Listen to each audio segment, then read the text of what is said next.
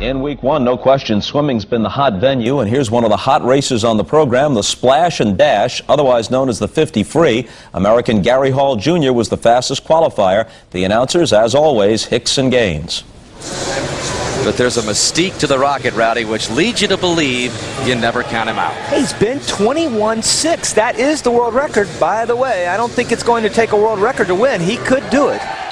It's not the first time that DeBrown has faced accusations. She had the whole swimming world shaking their collective heads when earlier this spring she set 6 world records in a span of just 3 weeks. Well, you know, Dan, during that time she had been tested over and over again, including these Olympic Games, and she's passed every single one. So unless there's a test invented to prove otherwise, these are accusations and nothing more.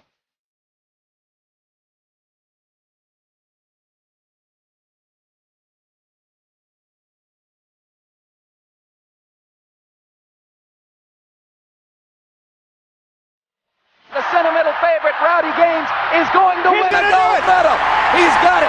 Rowdy Gaines has won the 100-meter freestyle, a time of 49.80, a new Olympic record, and you won't see happiness.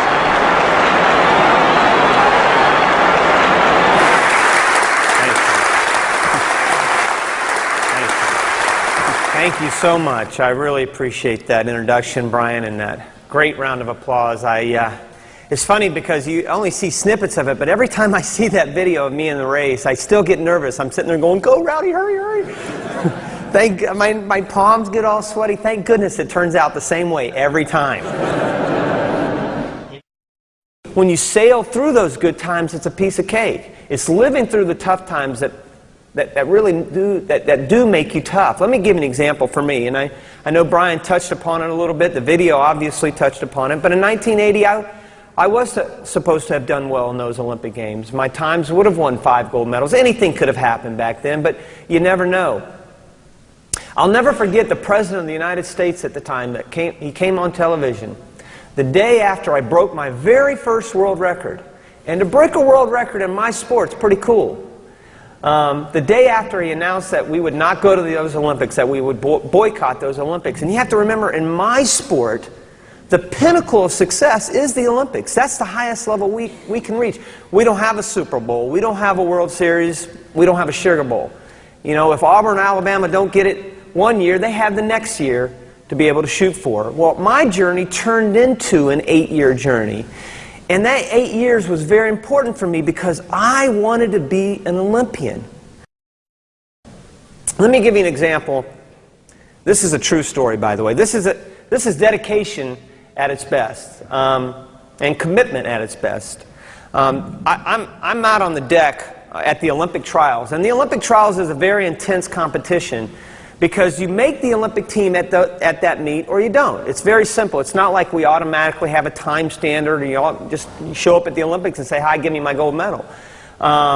You make it at this meet, and you get first place or second place, or you don't go to the Olympics. It's that simple. So it's a very intense meet. I'm very nervous. I'm out on the deck. I have my warm-ups on. There's about 3,000 people in the audience. Wide World of Sports back then. Wide World of Sports is filming the whole thing.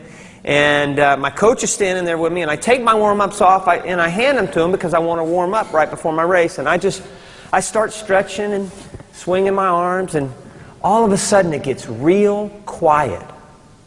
Somebody up in the stands yells, "Rowdy, look down," and I look down and I'm completely naked.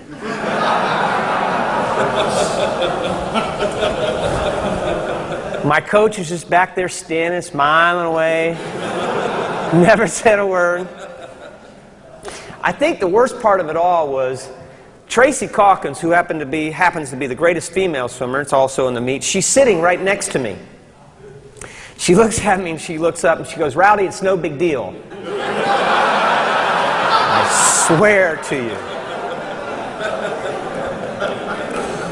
you. You go ahead and laugh. Go ahead. Her next race, she broke a world record, and I take full credit for that.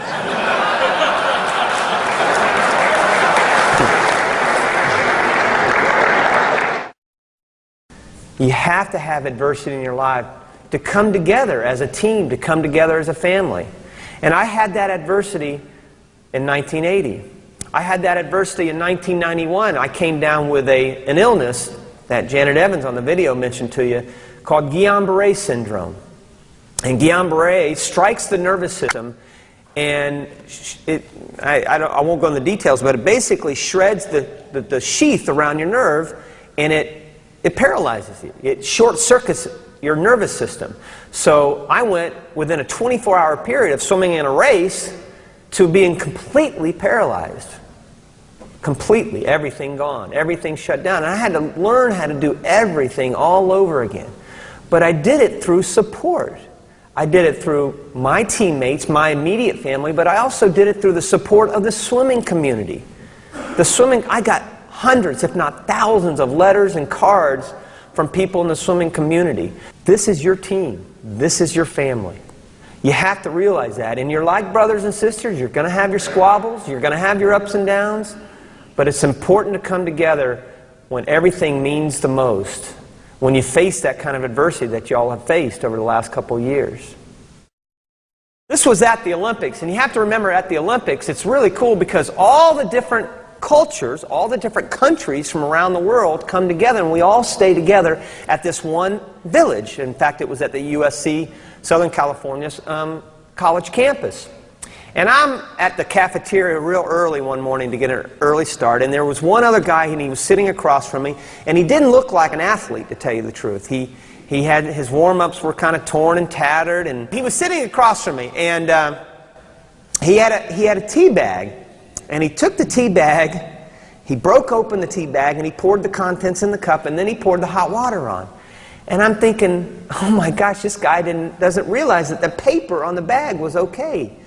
And so I said, I'm going to teach this man some culture. So I said, excuse me, didn't speak any English, excuse me, paper okay, paper okay. I put it in the cup, poured the hot water around in the cup, and the brown started coming out of the bag.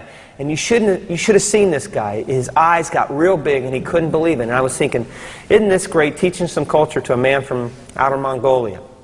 And the next thing he did was he took a packet of sugar and threw it in the tea. Swear. He's stirring it up. He goes, paper okay, paper okay. I go, yeah.